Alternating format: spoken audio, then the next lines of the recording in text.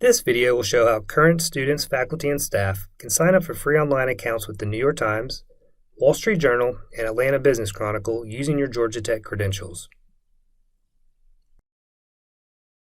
Start by going to the library's homepage, library.gatech.edu. At the top of the page, hover over either Find, Borrow, Request or Research Help Support, and then click Databases. Once you're on the Databases page, find the entries for New York Times Digital, Wall Street Journal Online, and Atlanta Business Chronicle. You can scroll through the list of databases, limit by the first letter, or use the search box on the top right of the page. Each entry has instructions for signing up for a free account. For New York Times Digital, you need to either be on campus or logged into the campus VPN, then click on the link. Search Georgia Institute of Technology,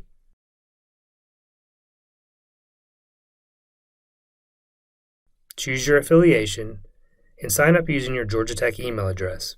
Once you've created your account, you can go to nytimes.com or download the New York Times app. Log in and start reading. Please note that the subscription does not include the New York Times crossword or cooking resources.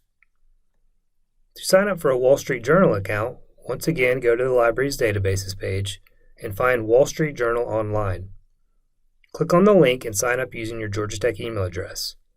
Now you can log in at wsj.com or on the Wall Street Journal app. And the same goes for Atlanta Business Chronicle. Find the Atlanta Business Chronicle on the list of databases, click on the link, and sign up using your Georgia Tech email address. Once you've signed up, you can log in at bizjournals.com/Atlanta or on the Atlanta Business Chronicle app. Please note that Atlanta Business Chronicle access is limited to 1,000 Georgia Tech accounts.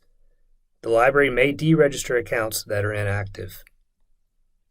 This concludes our video on signing up for free accounts with New York Times Digital, Wall Street Journal, and Atlanta Business Chronicle.